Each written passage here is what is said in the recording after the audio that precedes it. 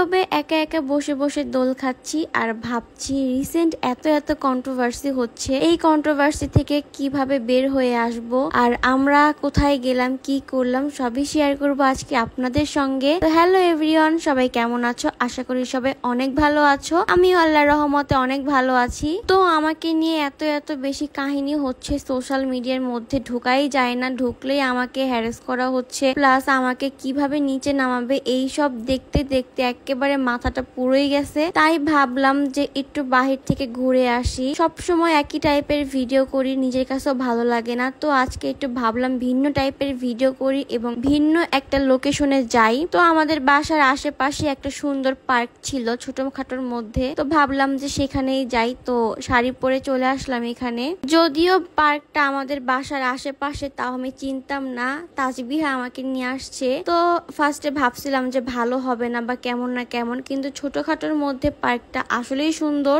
এবং অনেক নিরিবিলি ছিল, কোনো ক্রাউড ছিল না, একেবারে শান্ত শিষ্ট একটা জায়গা, ঘুরেও মজা পাইছি আমরা। আর তোমাদের উদ্দেশ্যে কিছু কথা বলি ভাই, তোমরা আমাকে যেই ভালোবাসা দিছো এবং ভালোবাসো, আশা করি আগামীতেও সেম ভাবে ভালোবাসবা। আমি আমার সাইড থেকে সবকিছু ক্লিয়ার করে দিছি, শুধুমাত্র একজনের কথায় অন্য একটা মানুষকে এরকম ভাবে বিবেচনা করা একেবারে ঠিক না। আমার সাইডটা তোমরা একটু ভাববা। আমি আমার লাইভে সবকিছু ক্লিয়ার করে দিছি, যারা দেখো না লাইভটা দেখে আসবা। লাইভটা দেখার পরে যদি তোমাদের মনে হয় যে আমি রং, তাহলে ঠিক আছে, ফাইন, আমাকে তোমরা ভুল বুঝতে পারো। বাট একটা কথাই বলবো, তোমরা পাবলিকরা একটা মানুষকে উপরে উঠাইতেও টাইম নেও না, আবার নিচে নামাইতেও টাইম নেও না। সো এই জিনিসটা খুবই খারাপ। যাকে ভালোবাসবা তাকে সব দিক থেকে ভালোবাসা উচিত। থার্ড পার্সনের কথা শুনে তাকে হেট করা একেবারেই উচিত না। তো এখানে আমার আসলে কিছু বলার নাই। যাই হোক, বলতে বলতে অনেক কথাই বলে ফেললাম। যদি আমার কথায় তোমরা কষ্ট পেয়ে থাকো তাহলে অবশ্যই ক্ষমার দৃষ্টিতে দেখবা। আর আজকে আমাকে এই সুন্দর শাড়িটিতে কেমন লাগতেছে তাও কিন্তু জানাতে ভুলবা না। তোমরা অনেকে এখন আমাকে জিজ্ঞেস করবা কোন পেজ থেকে শাড়িটা নিয়েছি। তোমাদের সুবিধার্থে আমি যে পেজ থেকে শাড়িটা নিয়েছি, পেজটা আমার স্ক্রিনে দিয়ে দিব এবং আমার ক্যাপশনে মেনশন করা থাকবে, তোমরা চাইলে চেক আউট করতে পারো। তো এই তো আমি পার্কটা ভালো করে দেখতেছিলাম, তারপরে হচ্ছে এই সাইডে এসে দেখি একটা দোলনা। এই দোলনায় বসে বসে আমরা দুইজন দোল খাচ্ছিলাম, কারণ আমরা সিঙ্গেল পার্সন, আমরা মিঙ্গেল কিভাবে হব। সো আমরা দুইজনে মিলাই মিঙ্গেল, আমরা দুইজনে হাত ধরে আর কি দোল খাচ্ছিলাম, অনেক কথাই বলতেছিলাম।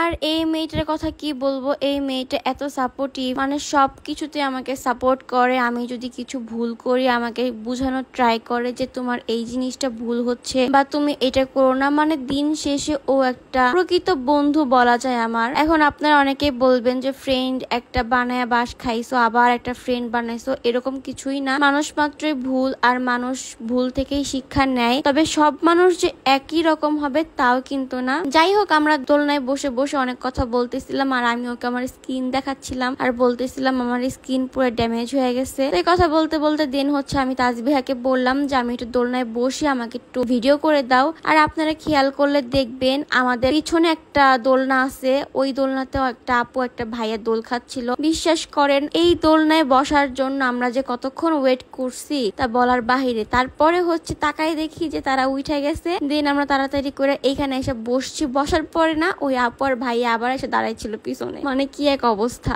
আর এই দিক থেকে ম্যাডাম তো ভ্লগ বানাইতে ব্যস্ত, কিন্তু সে ভ্লগ ছাড়ে না। সে যখনই আমার সাথে বাহিরে বের হয় সে প্রতিনিয়ত ভ্লগ করে, কিন্তু একটা ভ্লগও ছাড়ে না। তো এইগুলো নিয়ে আমি ওরে খুব খেপাইতেছিলাম, হাসতেছিলাম। এরপর এখান থেকে আমরা চলে যাই। যাওয়ার পথে একটু জ্যামে পড়ছিলাম, জ্যামে পড়ে আর ভাল লাগতেছিল না। তো এইটা নিয়ে হচ্ছে আমরা কথা বলতেছিলাম, কথা বলতে বলতে চলে আসলাম ফুচকার দোকানে ফুচকা খাওয়ার জন্য। আজকের ভিডিওটা আর খুব বেশি বড় করব না, আজকের ভিডিও এই পর্যন্তই থাকবে। সবাই ভালো থাকবেন, সুস্থ থাকবেন, আল্লাহ হাফেজ।